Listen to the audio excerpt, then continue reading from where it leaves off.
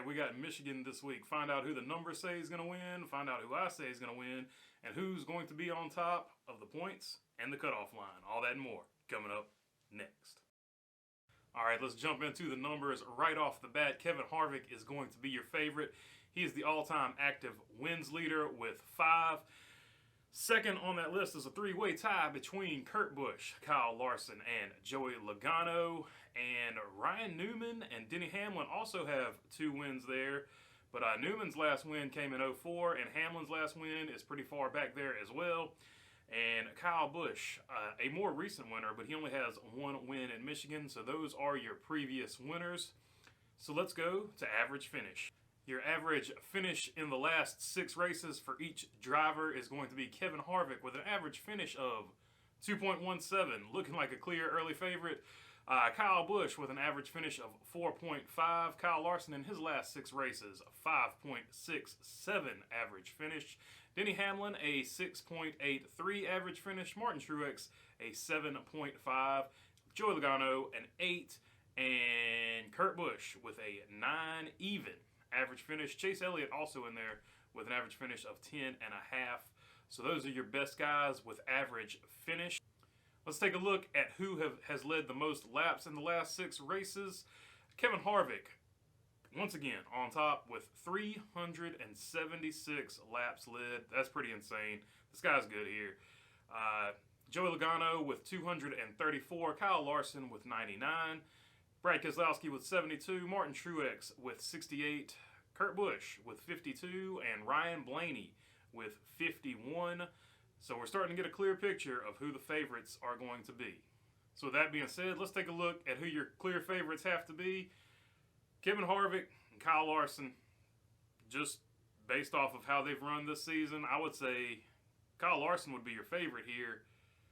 But Kevin Harvick can't be denied. This could be the race that Kevin Harvick wins to lock himself into the playoffs. I think he'll lock himself into the playoffs after this race.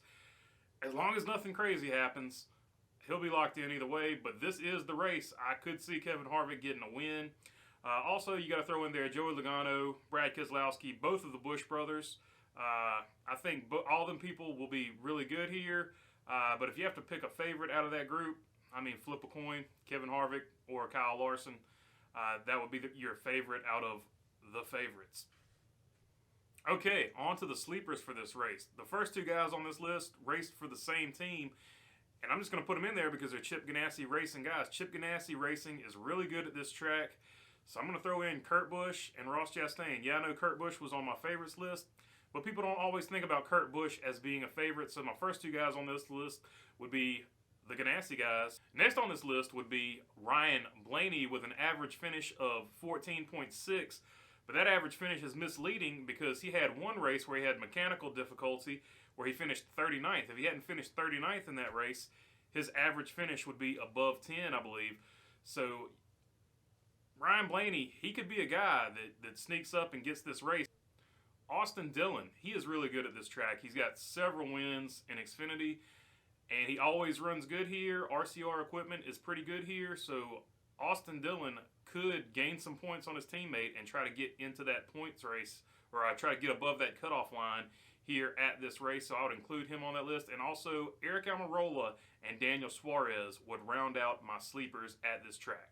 Some guys you definitely want to stay away from at this track would be Tyler Reddick. Tyler Reddick does not have a good average finish here, and I was surprised by that. I thought this would be one of those tracks that Tyler Reddick is really good at, although he does have an Xfinity Series win, I think. But Tyler Reddick, as far as Cup goes, has not run good here, at least so far. He'd be a guy I would stay away from. Alex Bowman would be another guy I stay away from here, although he's got 2 top 10s. They're both 10ths, and he's qualified well here. He just has not run and finished well here.